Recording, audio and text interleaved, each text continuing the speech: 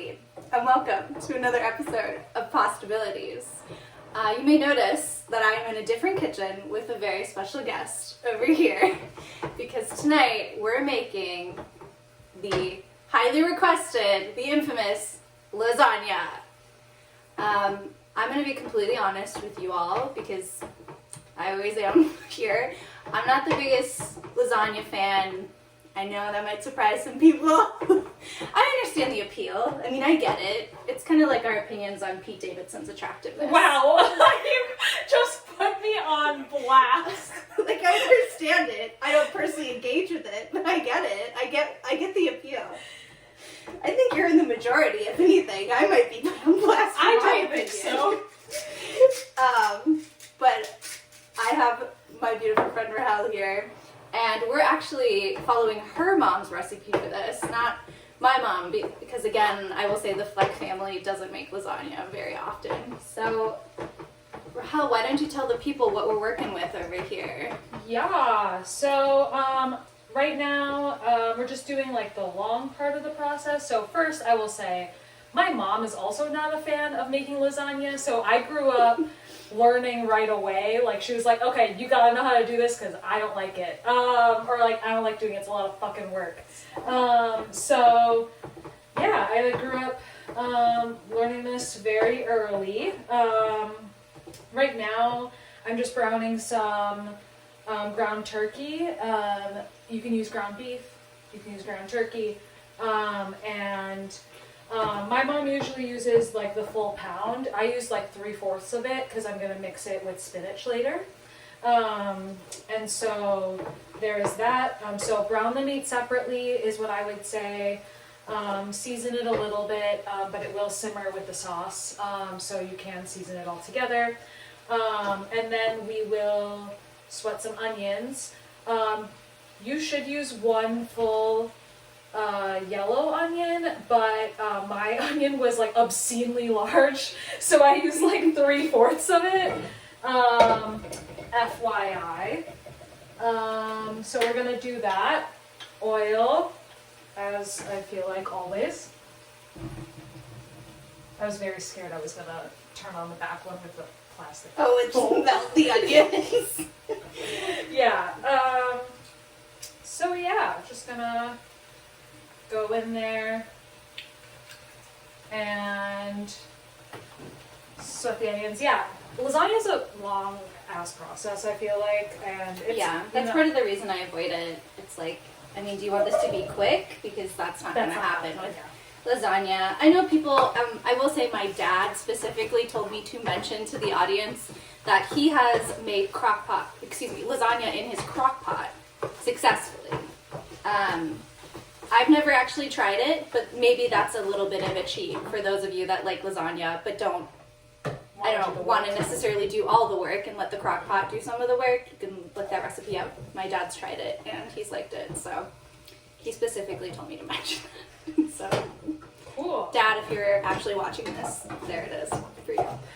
I will say, the reason I know how to make a lasagna is due to colonization.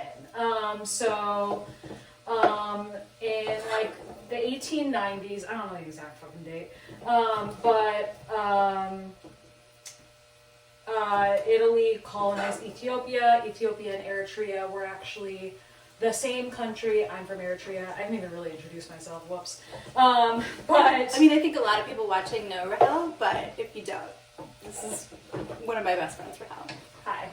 We know each other from college. Yes. Yeah, so I'm from Eritrea, but Eritrea and Ethiopia used to be the same country until the 90s. Italy came to Ethiopia to, colonize, as colonizers do. Actually, Ethiopia ceded Eritrea, like the part of Ethiopia that is now Eritrea, to Italy. And then they stayed there for a very long time, and then Italy didn't go into Ethiopia until Mussolini's rule. and went into Ethiopia's capital for a small while. Not for a few years, like 5 years, but not as long as Italy being in Eritrea. So I will say that every time I'm, if my family's having a gathering of friends, if I'm at another birthday gathering, all that shit, there's always a lasagna. So there's like all this spread. If you've been to an Ethiopian restaurant or an Eritrean restaurant, it's like injera everywhere with all of these sauces, kind of build your own situation. And then on the side, it's just like a fucking lasagna sitting there, which is like a weird way to see colonization in your life. But like, I mean, I guess like that's just what it is. And it is like a long process, but somewhat easier than making injera. So like, it's easy to like serve to people. Like my dad makes pasta all the time.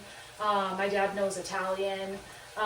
So it's just, a thing in my life. And I feel like that's why Maria picked me, because I know how to make lasagna. And I learned very early. So yeah, we're just sweating these onions. Gonna put the meat in here. And then put, one sec. We're in my tiny ass kitchen. We're making it work though. We really are.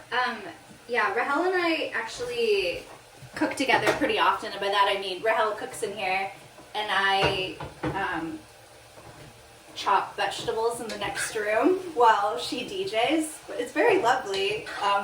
We're both introverts, so we appreciate just The quiet time. having each other's presence around without having to be in the same room all the time, and that's just the nature of living in old brownstone apartments. Yeah. Like we both do. Yeah, I will say Maria's kitchen is much better than mine.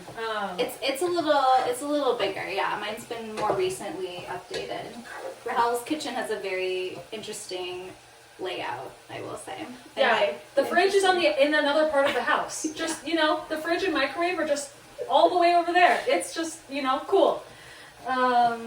So yeah, Maria and I make brunch every Saturday. We usually try and make it somewhat fancy, somewhat complicated. Yeah, we both only have about 1 to 2 homemade meals in us at this current mental health state of our life. So we save our more ambitious ideas for Saturdays. Yeah. It's a lot. I mean, that's another part of the reason I like this show, is because it makes me feel like I'm cooking with other people or for other people, even though I'm pretty much the only one who's going to eat it, but it gives me more incentive to do the work. Yeah, I was going to say, thank you for making me cook, because I really don't anymore. And I love to, and I was taught to, and all the things, but yeah, I'm just really depressed, and I don't cook very often, but it's like, it's chill. Now I'm going to have leftovers for years, days. Yeah, we're going to be just like Garfield. Yeah. We're going to eat the whole pan of lasagna tonight. Yeah. Probably might have to give some to our friends. Yeah, like, if anybody is watching this and knows us and lives in the Twin Cities region and would like some lasagna, please let us know. We'd be happy to share. So these onions are mostly sweated. They're just, turned colors. Oh yeah, they look good. Whatever. It's okay. If there isn't a spill or minor burn, it would be very odd for this show. Usually you're not gonna get away scratch free. So now we're gonna add the meat.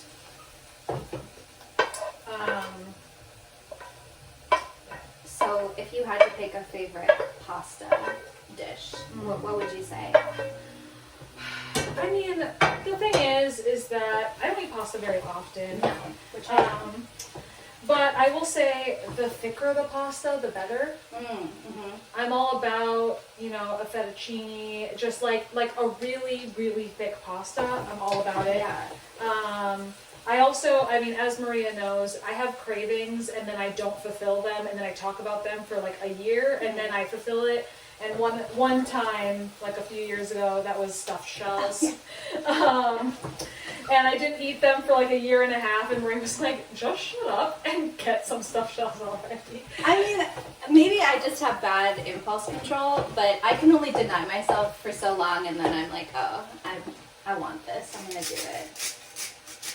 Yeah, it's a thing. So I love a thick pasta. Love that as much as you can get, and then and I like stuffed shells. I don't think I've had them since that time, but the craving's coming back. So we'll see. And actually, I mean, I've had stuffed shells a few times, but not as many times as I'm sure people would think I would. I mean, that's another thing kind of with this show is that even something like lasagna is pretty regional. I mean, you're not going to find, I mean, you might find people that eat that throughout most of Italy, but there's definitely certain places where it's not super common.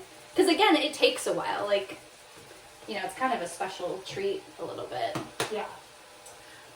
So I'm just seasoning. I added salt, some parsley, I add some onion powder. My mom uses Italian seasoning, rosemary. I don't have everything here, but I'm gonna make do. But that, who measures seasonings, honestly? So there's no measurements on this show. You all know better than that. And then, okay, everyone has something that they buy from the grocery store that they're really ashamed of. Okay, It's fine. Mine is really expensive gelato. Just ridiculous, obscene. Fresh squeezed orange juice and pre-chopped garlic. Okay, so don't judge. I mean, I get it. I mean, you know my sensitivity to onions. Yes. Everyone on this show knows it, so I often will get the pre-chopped onions at Trader Joe's. And I know it's completely stupid and price marked up, but sometimes you just want that comfort of having it done for you. Yeah. Or treating yourself. Yeah, so I get it. Yeah. That's like every time I'm grocery shopping, I always buy a snack for myself as a reward for going grocery shopping. Who doesn't? Yeah. Is my question. I don't know. I feel like maybe that's not a universal experience. If it is, I'm happy to know that, but like every single time. I'm also going to add an Eritrean twist and add berbere, which is our like kind of national dish or national spice of like Ethiopia and Eritrea. I feel like Eritreans, I'll have Maria put this article in below, but there's just a lot of like regional differences with how Eritreans and Ethiopians make lasagna. Some use berbere, some don't use ricotta, but I am. My mom makes a bechamel. I actually prefer it without. And so, yeah, there's just a lot of differences. People, you know, obviously, like with colonization, the colonized usually interpret the dishes of the colonizer differently. And so, yeah, that's my little bit of a twist, is just to add a decent amount of berbere. Next, which is like the last step before the 30 to 45 minute simmering period, is to use like a regular tomato sauce. My mom uses Clasco. She's very loyal to it. So that, and my mom, I use a lot of sauce because I have had, like I said, many a lasagna in my life, and a dry lasagna is the worst.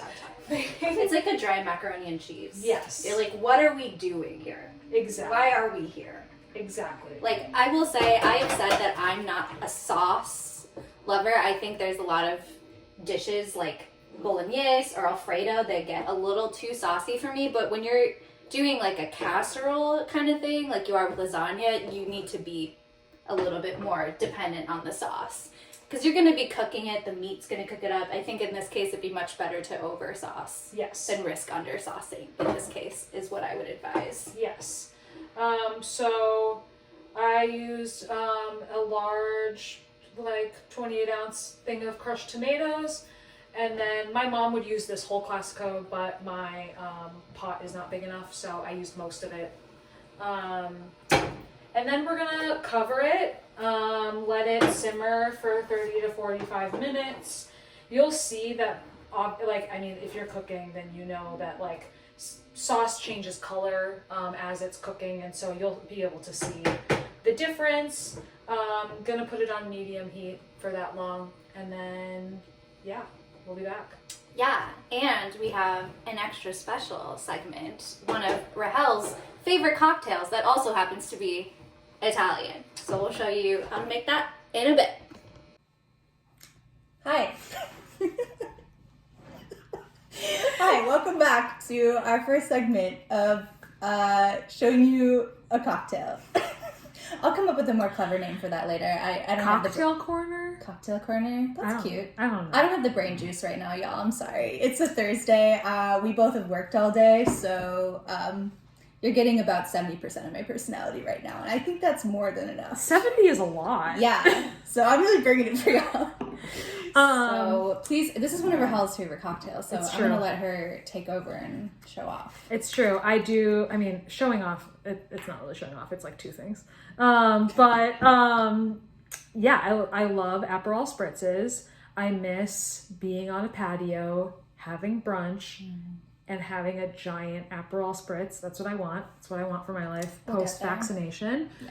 Get vaccinated. Get vaccinated, y'all. And yeah, so usually you're supposed to do equal parts Aperol and Prosecco, and then a splash of club soda. But like, also, like, why have the club soda? Why water it down? You know. So also, I wasn't gonna buy it, so because I never use it. So we're gonna go in with a glass with ice, and just go there about halfway. I go a little bit less because I want more Prosecco. But how would you describe this drink to someone who hasn't tried it before? Because I actually tried it for the first time with Rahhel, I believe, because I've been to Italy, but most of the time I just drink wine or beer, so yeah, cocktails. Yeah, I would say it's a little slightly bitter mimosa. So it's not orange juice, it's Aperol, and Aperol it's slightly bitter, but not as bitter as a Negroni. So I haven't even had a Negroni, but people tell me that. No, a Negroni is more bitter. I was telling Rahhel before this that a lot of popular aperitifs for Italy, like Campari, Aperol, all that stuff, it does have a tend of bitterness, and that's because people believe that it's supposed to be good for your appetite. Yeah. So it's a lot of times you'll have this like with the appetizers before a meal because it's kind of supposed to help calm your stomach and suppress your appetite, because then you can eat more, which is what it's all about. Is eating as many helpings as you can. Yeah. So yeah, it is a little bitter, but I would say if you don't like that, it's not as bitter. And you could change the ratio of Prosecco to Aperol, because Prosecco is a little bit sweeter, than champagne. So you could switch up that ratio too if that's not something that, like, and we're going to garnish with a little orange. Look at all the little oranges. I was just telling Maria that I bought oranges to make fresh orange juice because I'm bougie. And I just said that I buy expensive orange juice from the grocery store, and I'm trying to not. I'm just going to try to buy oranges instead of $6 orange juice. But now I've been eating these oranges, so it doesn't really matter. Cool. Right, should we cheers? Yeah. Cheers. Okay. Sauce is still simmering away. We will come back once we start our construction of the lasagna. Is it still good? It's delicious. Okay, cool. Thank you. Yeah, I'm a little alcohol baby, so I'm keeping mine pretty slow, but it's delicious. Yeah, I love them. Love an Aperol spritz, and that's why we're making them. So Yeah, and I think, I thought, why not add alcohol to an already chaotic show? Yes. To truly get it off the rails. Yes. So right now we're doing, what might be maybe the most fun part is the construction of the lasagna. Integral part to a good lasagna is making sure that it's constructed well. Yes. So Rahhel's gonna bring us through her steps with the recipe that she's using. Yes. Yeah. So my mom, I don't know the reason, maybe so it doesn't stick, but she always does like a light saucing of the bottom of the pan. Just so like, yeah, you can just cut through it quickly and it doesn't like just super stick. As I'm doing this, I will say that at the end of this sauce cooking, I added a couple handfuls of spinach. Just like right at the end, since spinach like, you know, cooks in like half a second, you know, didn't feel like y'all needed to see that. We also, and by we I mean Rahhel also cooked the noodles. Yes, I did. Just follow the instructions on the box. Don't get the pre-boiled noodle. I mean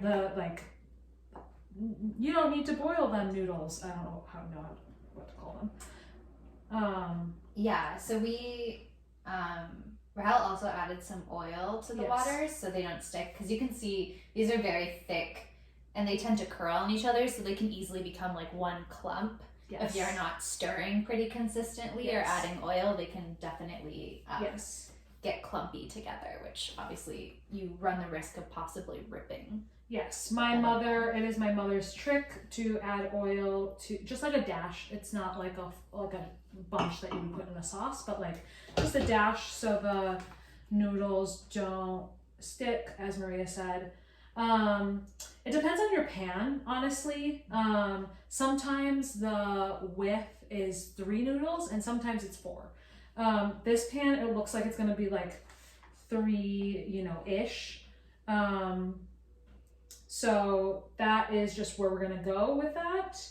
And then the next step is adding ricotta. So I just have like a fork in here and I would use that to just like spread it more easily right on the noodle.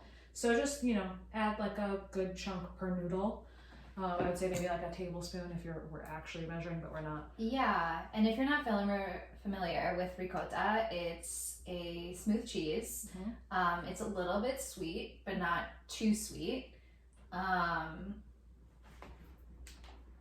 yeah, it just adds a good texture to the lasagna. I will say I have seen some more Americanized lasagnas that use cottage cheese. Ew. Yeah. Again, if you do this, I'm not necessarily trying to shame you, but I personally think that cottage cheese would add a little bit of water to it that I don't think would necessarily. No.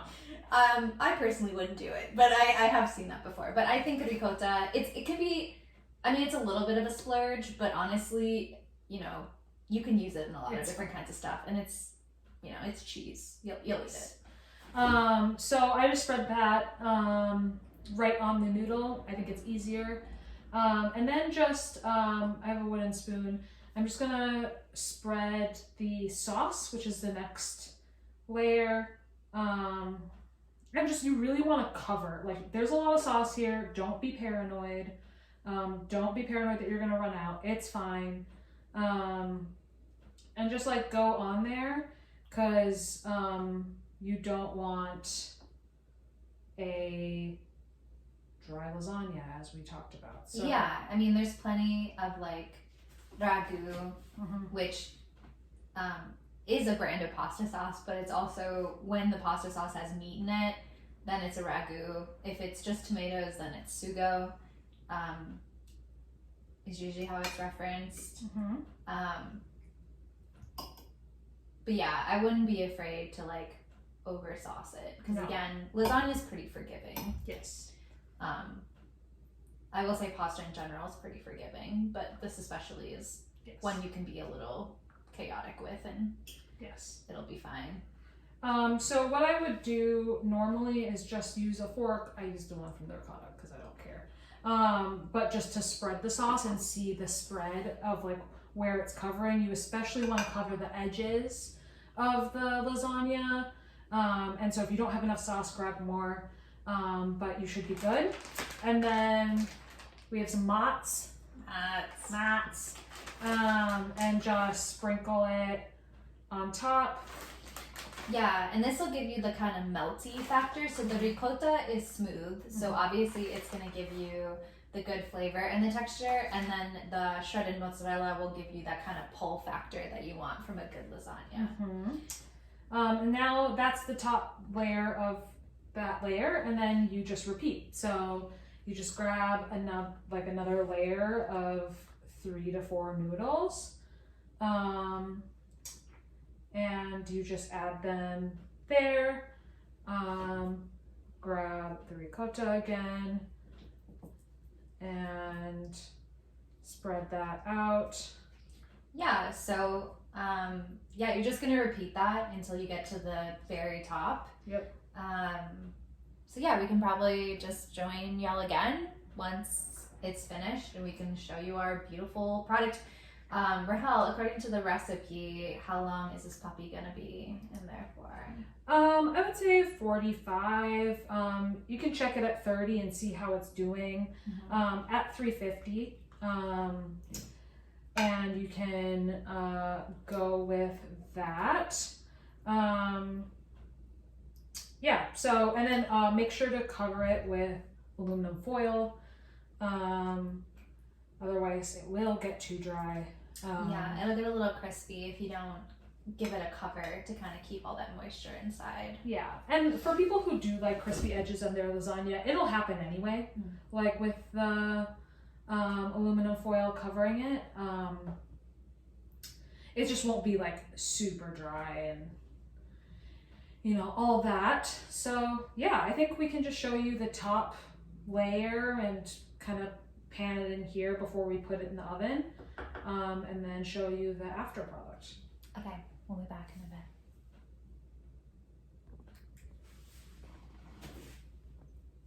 bit. Why is this button not responding to me?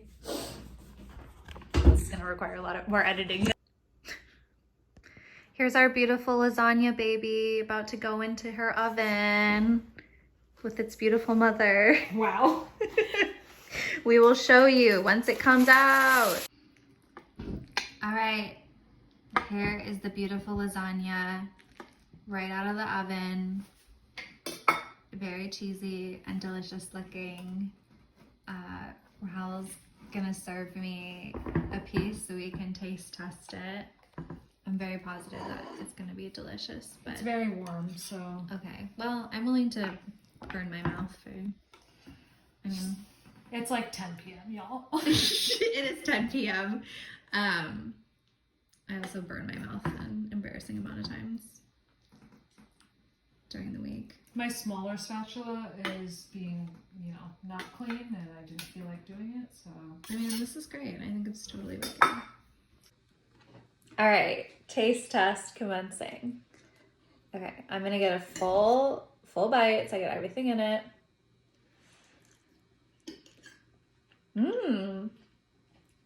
I'm a big fan of that. I think it's really good. Thanks. Yeah. Good ratio for everything, I think, is what matters. There it is, the key. Oh, that was good. It's good, right? I wouldn't normally say that. No, I always, at the end, I'm like, wow, it's actually good. Like, I've shocked myself, even though I put all the work in to make it taste good. Well, thank you, everyone, for watching. Thank you, Rahhel, for being a lovely guest and chef. We are going to share this with some of our friends who have already said that they want to try it. Thank you so much for watching, and I love you all, and we'll probably have another special guest next week. Bye!